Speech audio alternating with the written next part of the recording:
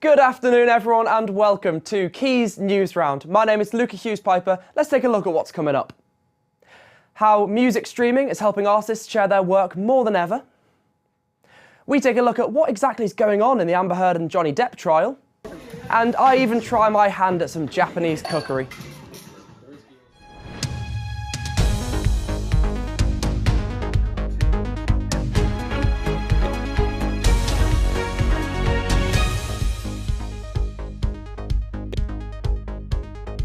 But first, the Melanin Market came to Manchester's Royal Exchange Theatre this weekend. It was set up by two black entrepreneurs, Bianca Danielle and Kelly Morgan. But what is the Melanin Market, I hear you ask? Well, our reporter Victoria Hornigold went along to find out more. After a successful stint in December, the hustle and bustle of Melanin Market returned to Manchester once more on Sunday. It celebrates the best of black culture as over 50 vendors set up to promote their small businesses. For creators Bianca Danielle and Kelly Morgan, the idea for the market came from their own experiences as business owners. Both of us were going to events and, thinking about being storeholders and whatnot. And I know that for me, there was a point where I just said, I want to create a space that feels really inclusive, and I also want to celebrate and promote black British culture. And then I happened to speak to Kelly and she felt the same way. A recent report found just 43% of black business owners trust banks to have the best interest of entrepreneurs in mind, while only 27% trust the government to have the best interest of black entrepreneurs in mind, and 84% said they saw racism as a potential perceived barrier to their entrepreneurship. We want to see our things and our faces in the general business sphere. We want to see ourselves in Tesco's or Boots or just making our own shopping centres, if that makes sense. Artist Tina Ramose Congo is usually found at her studio in Warrington.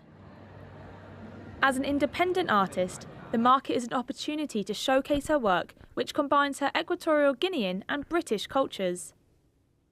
You have to put yourself out there to find ways to make your work reach to more people, and the things behind your work, the meaning, the theme, and the subject. It's a bit stressful, but it's worth it.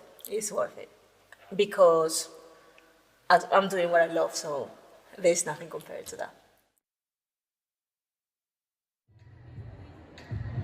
Bianca and Kelly have confirmed that the market will be returning in December. Victoria Hornigold, Quays News, Manchester. Now I'm joined live in the studio by Matthew Baldwin, who's going to help us make some sense over a pretty big court case. Matt, what's going on? Well, Luca, the trial of Johnny Depp and Amber Heard is heading toward its conclusion. The Pirates of the Caribbean actor is suing his former wife for a defamation case, basically, that they defamed him, despite not being named in the report. However, Heard has denied the claim. So far, Johnny Depp has been on the stand. Interesting. So what did he say on the stand? Well, Depp has been obsessed with the truth. He's never hit a woman, and he was shocked when he saw the accusations against him. But the big shock was the audio tape where you could hear Heard calling on Depp to say he was a victim of domestic abuse. However, Heard has begun her side of the case late last week, stating that Depp had hit her, and a forensic psychologist finds that Heard has been suffering with PTSD following the alleged abuse. The trial is on hold this week, but is set to resume next week. How about you, Luke? Fantastic. Thank you so much for that, Matt. What I can say is that at least I can understand it a bit better now. Now, over to sunny Lancaster. Well, not quite so sunny, but home to musician Benji Holmes. And who doesn't love music? It's a great way to express yourself, and listening is easier than ever thanks to streaming. New analysis from the British phonographic industry has shown a record high for artists succeeding on streaming platforms. Nearly 2,000 tracks had at least 10 million streams last year, a huge increase from the 348 tracks in 2016. Benji told us how streaming helped him. I've met people in person who, when they find out you're on a streaming platform, it lends a certain kind of legitimacy to the stuff that you're doing. It's incredibly powerful to have something that you can actually send someone to as a link, something that you can put on like a web page as a button that actually sends somebody somewhere, rather than, hey, here's a YouTube video that I filmed in my flat. And finally, this week, the World Health Organization warned that takeaway Britain is on its way to becoming the most overweight nation in Europe. But could cookery classes and fakeaways help us tackle this? Chop chop, play the package. With more people resorting to unhealthy takeaways, I've come to a food sorcery event to see if cookery classes can help tackle the obesity crisis. Japanese food, rice, fresh vegetables, fresh meat, fish, all that kind of thing. So there's a lot of variety, but yeah, definitely a lot healthier option than your usual takeaways. Why do you think people might verge towards takeaways instead of cooking food themselves? I think probably because it's so overwhelming to start with. People don't really understand that it can be so simple and delicious at home. You can recreate takeaways yourself, so it adds more fun to it. Right, I'm nervous with this.